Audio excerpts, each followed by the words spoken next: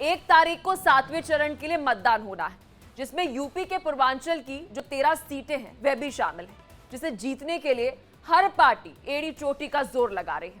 इन 13 सीटों में वाराणसी सीट भी है, जहां से प्रधानमंत्री नरेंद्र मोदी खुद उम्मीदवार है। ऐसे में यूपी के मुख्यमंत्री योगी आदित्यनाथ ने पूर्वांचल की लड़ाई में पूरा जोर लगा दिया है, ताकि इस बार 13 की 13 सीटें एनडीए की झोली में गिरे।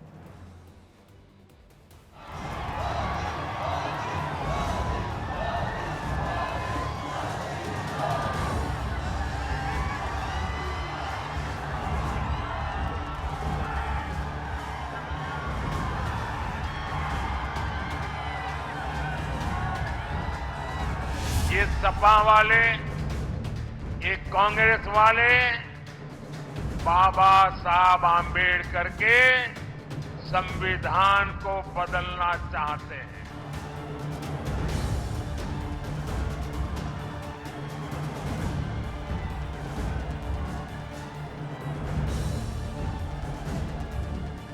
ये समाजवादी पार्टी और कांग्रेस का गठबंधन, इनका घोषणा पत्र कहता है कि अगर इनको अवसर मिलेगा ये भारत के साथ गद्दारी करेंगे, भारत के साथ धोखा करेंगे। कांग्रेस पार्टी है ये पिछड़ा विरोधी पार्टी। उन्होंने पिछड़ा वर्ग को, आरक्षण को मुसलमानों को देने का काम किया।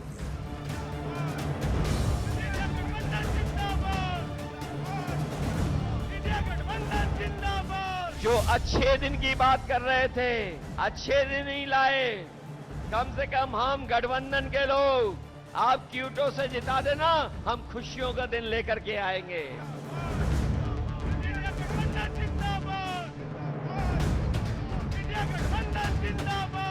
मैं आपको गारंटी कह रहा हूं कि इस देश के प्रधानमंत्री 4 जून को नरेंद्र मोदी जी नहीं होंगे। आसमान से शोले बरस रहे हैं, पारा 50 डिग्री को छू रहा है, गर्मी 100 सालों का रिकॉर्ड तोड़ रही है, तो सियासी पारा भी फुल हाई है, नेता फुल एक्शन में है। 2024 का चुनावी रण आखिरी चरण में पहुंच चुका है, जिसे लेकर प्रचार अपने शबाब पर है। वार पलटवार का खेल जारी है, जीत हार के दावे हो रहे हैं, सियासी तर्कश का हर तीर चलाया जा रहा है। 1 जून को यूपी की 13 सीटों पर भी मतदान है। खास बात यह है कि ये सभी सीटें पूर्वांचल में आती हैं। इनमें 5 सीटें सीएम योगी आदित्यनाथ के गृह जिले गोरखपुर के आसपास की है, तो 4 सीट पीएम मोदी के चुनावी क्षेत्र वाराणसी से सटी हुई है।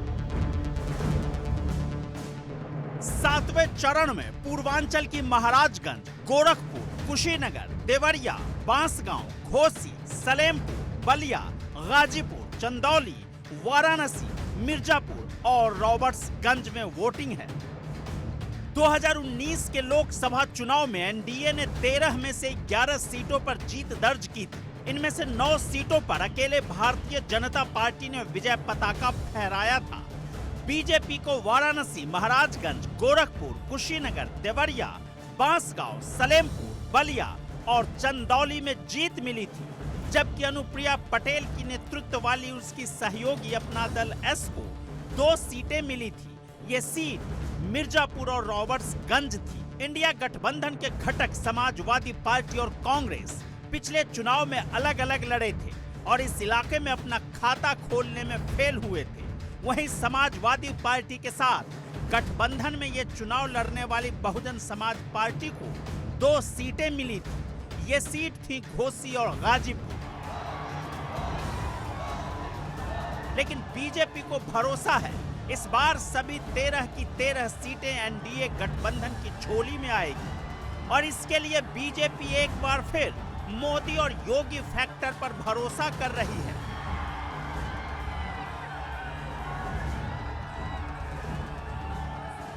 बीजेपी ने 2024 के लिए 400 पार का नारा दिया है। वाराणसी में जीत की हैट्रिक लगातार। इस नारे को साकार करने के लिए प्रधानमंत्री मोदी ने पूर्वांचल में ताबड़तोड़ रैलियां की, तो मुख्यमंत्री योगी भी पूर्वांचल का समीकरण बदलने में कोई कोर कसर बाकी नहीं छोड़ रहे।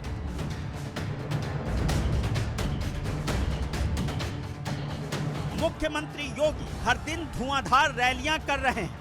कल योगी ने गोरखपुर, मिर्जापुर, पटना साहिब और आरा में रैली की थी। आज उन्होंने कुशीनगर, देवरिया, गोरखपुर में चुनावी सभाएं की और बीजेपी उम्मीदवार के लिए वोट मांगा। योगी ने कहा, मोदी हैं तो सबका साथ, सबका विकास, सबका विश्वास है।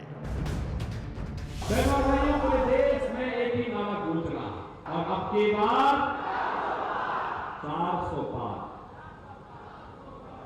400 पार का नारा सुन करके समाजवादी पार्टी और कांग्रेस के लोगों को तो चक्कर आने लगता है, क्योंकि ये दल 400 सीटों पर चुनाव ही नहीं लड़ रहे हैं। बहनों भाइयों, जब जनता से पूछते हैं कि आखिर 400 पार क्यों और कैसे, तो एक ही बात कहती है कि जो राम को लाए हैं हम उनको लाएंगे।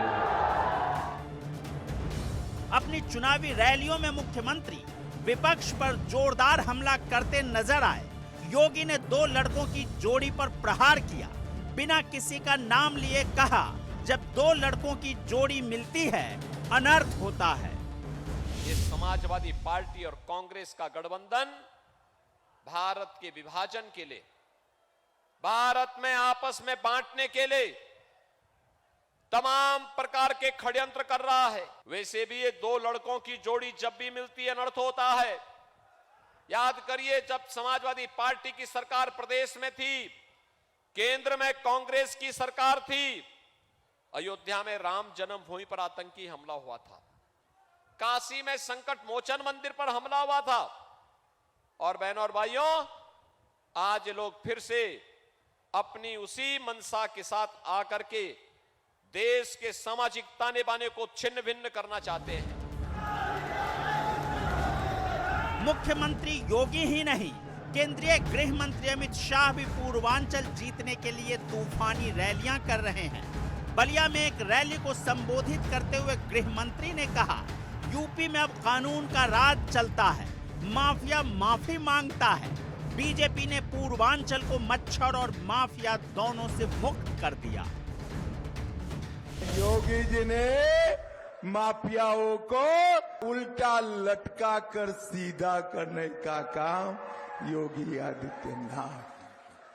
अब कोई माफिया की हिम्मत नहीं है कि गरीबों की भूमि को कब्जा पाए, किसी की हिम्मत नहीं है। भाइयों बहनों, भारतीय जनता पार्टी ने पूर्वांचल को मच्छर और माफिया दोनों से मुक्त कराने का काम भारतीय जनता पार्टी। पूर्वांचल की अहमियत विपक्ष भी बखूबी समझता है, इसलिए उसने भी यहां अपनी ताकत झोंक रखी है। बीजेपी 400 पार का नारा दे रही है तो विपक्ष कह रहा है बीजेपी 400 सीट हार रही है।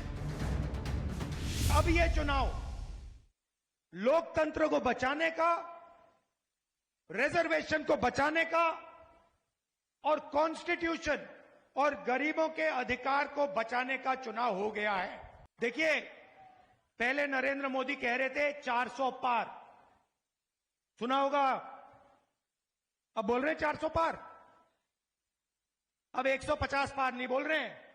जो नारा लगा रहे थे 400 पार, अब उन्हें डर सता रहा है 400 हार का। और 400 का गणित समझ में आया। उन्होंने कहा 400 पार, और 400 पार का मतलब हुआ 543 में 400 पार कितनी सीटें हुई? 143 सीटें हैं। तो ये 400 पार केवल 143 सीट की बात कर रहे थे, और इस बार देश की 140 करोड़ की जनता इनको 140 सीट के लिए भी तरसा देंगे। जाहिर है इस चुनाव में एनडीए गठबंधन पर 13 की 13 सीटें जीतने का दबाव है, तो समाजवादी पार्टी और कांग्रेस गठबंधन की भी अग्नि परीक्षा है। गठबंधन का भविष्य इस क्षेत्र के चुनाव नतीजों पर तय होगा। देखने वाली बात होगी राहुल अखिलेश की जोड़ी पूर्वांचल में मोदी योगी की जोड़ी की जड़ें हिला पाने में सफल हो पाती हैं या नहीं, खासकर तब जब ओबीसी और मुस्लिम मतदाताओं पर इंडिया गठबंधन खेमे की पकड़ दिखती है। 13 सीटों में से 9 पर एसपी और 4 पर कांग्रेस ने अपने उम्मीदवार उतारे हैं। यूपी कांग्रेस कमेटी के अध्यक्ष अजय राय वाराणसी से प्रधानमंत्री नरेंद्र मोदी के खिलाफ मैदान में हैं। एसपी ने मुस्लिम मतदाताओं पर अपनी पकड़ मजबूत करने के लिए मुख्तार अंसारी के भाई अफजाल अंसारी को गाजीपुर से मैदान में उतारा है। इन सब के बीच बीएसपी ने अकेले चुनाव लड़ते हुए सभी 13 सीटों पर अपने उम्मीदवार उतारे हैं। 2019 में अपनी जीती हुई 2 सीटें बरकरार रखने के साथ साथ बीएसपी मुस्लिम और ओबीसी मतदाताओं का समर्थन वापस पाने के लिए काम कर रही है। 6 ओबीसी उम्मीदवारों के साथ बीएसपी ने पिछड़े पसमानदा समुदाय से 3 मुसलमानों को भी मैदान में उतारा है। मतलब साफ है, कोई अकेले तो कोई गठबंधन के साथ चुनाव मैदान में है और सबकी नजर जीत पर है। बीजेपी के लिए पूर्वांचल का इलाका इसलिए अहम हो जाता है क्योंकि यहां से देश के प्रधानमंत्री नरेंद्र मोदी और मुख्यमंत्री सीएम योगी आदित्यनाथ दोनों आते हैं। इसके अलावा मोदी सरकार के 3 मंत्री और योगी सरकार में 13 मंत्री भी पूर्वांचल से आते हैं। तो राहुल अखिलेश को एक बार फिर खुद को साबित करना है। ऐसे में देखना होगा कि यूपी के फाइनल चरण में एनडीए और इंडिया गठबंधन में कौन पूर्वांचल का बेड़ा पार करेगा या फिर हाथी धीरे से अपनी चाल चल जाएगा। Bureau report, India daily live.